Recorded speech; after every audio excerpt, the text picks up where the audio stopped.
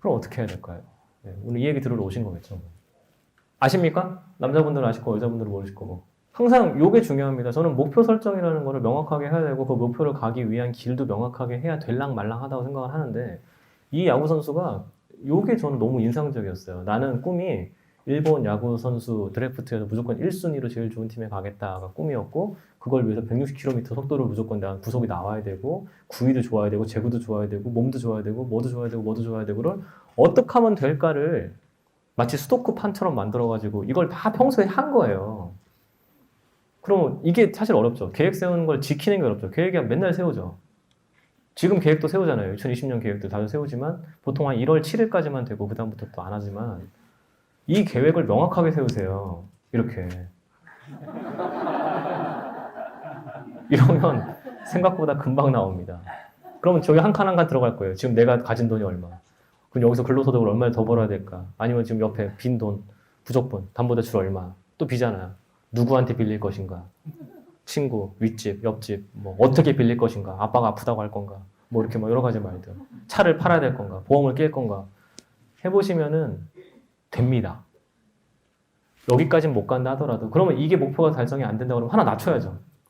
여기로 바꾼다. 현실적인 계획을 세우셔서 이렇게 한 발 한 발 해보시다 보면은 접점이 나타나고 지금보다 나은 결론으로 어떻게든 되실 거예요. 그게 요즘 표현의 영끌 아니겠습니까? 영끌? 영혼까지 끌어모은다는 거. 그 정도로 절박하게 자금 조달을 하려는 사람들이 얼마나 많은지 아십니까? 자영업자들은 아실 겁니다. 부도날까봐 정말 돈 다 끌어모으는 거 한번 해보시면은 일수를 못 쓰시겠어요? 아니면 뭘 못 신체 포기각서를 못 쓰시겠어요? 다 평소 하고 있단 말이에요. 자영업자들은. 이걸 모르는 사람들은 공무원하고 봉급생활자들밖에 몰라요. 진짜 힘들단 말이에요. 자영업자들은 돈 없어가지고. 이렇게 끝까지 한번 해보는 게 제가 봤을 때 영끌입니다. 그러면 아주 방법이 없지도 않습니다. 우리는 어떻게 준비해야 될까? 진짜 명확하게 준비하셔야 돼요. 지금 너무 허황된 거 잡지 마세요. 여기 어린 분들 좀 있으신데 종종 어린 분들 중에서 평생 살 집 사듯이 집 사시는 분들이 있어요. 분명히 지금 30세인데 애 무슨 대학 입시까지 보고 있어요. 애도 안 낳아놓고서. 그 집에서 20년 어떻게 살아요? 이사 가지. 어떻게든. 그 지금 내 능력권에서 한 개, 그 다음에 내 능력권에서 한 개. 천천히 가도 됩니다. 마음이 너무 급해요, 다들. 그러면 여기쯤 놔야죠. 지금 당장의 목표는 그러니까 이게 강남이라고 써놔도 하나씩 클리어하면서 가시는 목표를 세우셔도 충분히 인생 오래 살 거기 때문에 됩니다. 자꾸 인생 35세에 해결하려 하지 마시고 한 50세 정도의 인생 목표 달성한다 생각해 보시면 열심히 살면 웬만큼은 되는 것 같아요. 본인의 루틴을 지키면 됩니다. 아까 말씀드렸잖아요. 목표를 명확하게 하고 그 루틴을 평생 지킬 수만 있으면 다 할 수 있어요. 그게 항상 그 옛날 대학 입시 때 뭐 서울대 수석한 사람들 만나보면 맨날 얘기 똑같잖아요. 교과서 중심으로 공부를 했고 문제집을 열심히 풀었고 수업을 잘 들었다.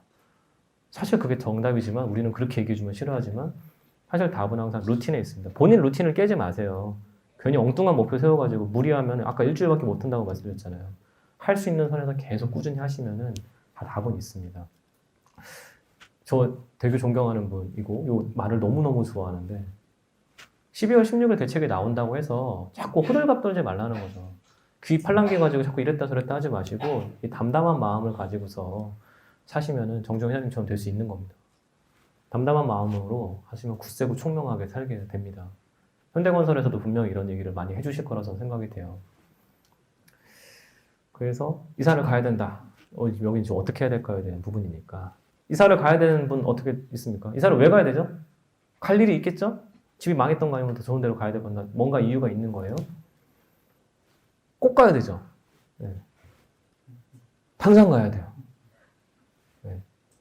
어디로? 답은 아까 알려드렸죠. 이런 분들이 지금 가야 될 지역들은 다 나와 있어요.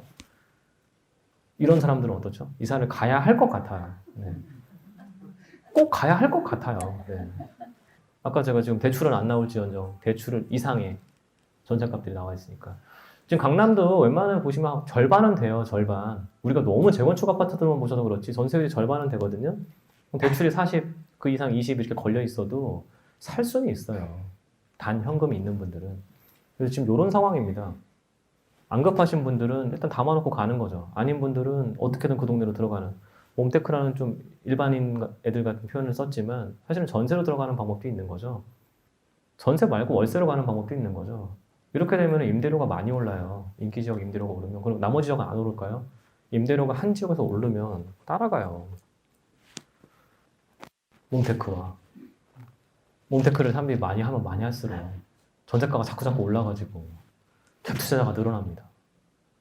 갭 투자자가 늘어나면 어떻게 되죠? 매매가가 올라요.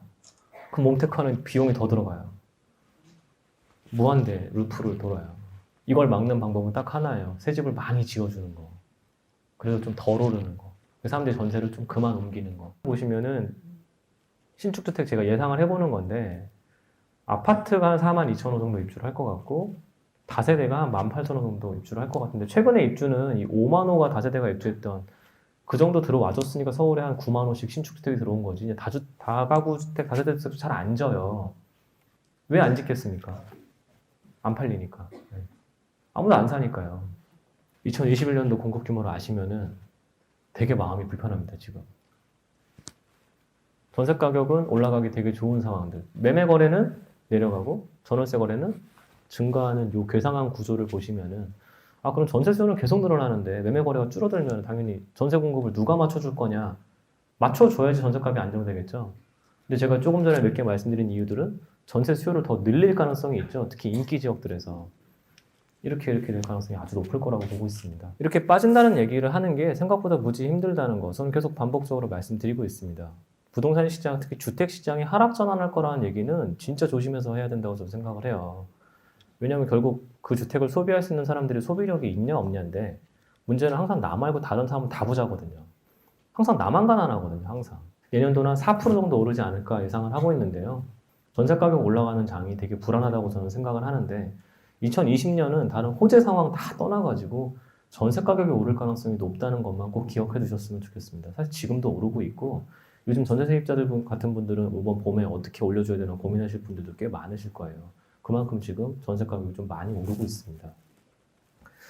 이때 무슨 얘기 나왔죠? 주택 임대사업자 제도가 이렇게 축소가 되니까 혜택이 축소가 되니까 비조정 지역에 수도권 6억 이하에 85제곱미터 이하를 사자는 이 귀신들이 막 나타나기 시작을 했어요. 저는 저런 결정을 내리라고 말씀드리는 걸 별로 좋아하지 않습니다. 왜냐하면 저기가 오르면 저기도 규제 지역이 돼요.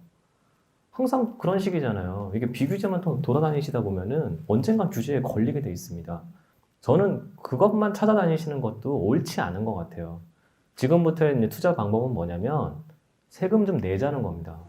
세금 내고 절대 비과세로만 돌아갈 생각하시면 절대 못 피하실 거예요. 세금은 내야 되는 거다 생각하시고 적절히 내는 선에서 내가 답을 찾아야지 절대로 비과세에서만 돌겠다. 대표적인 비과세가 뭐죠?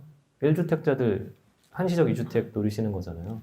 아까 한시적 2주택으로 가시면은 더 좋은 동네로 상급지로 이주는 이제 어렵습니다. 잘 한번 생각해 보시면 좋겠습니다. 감사합니다.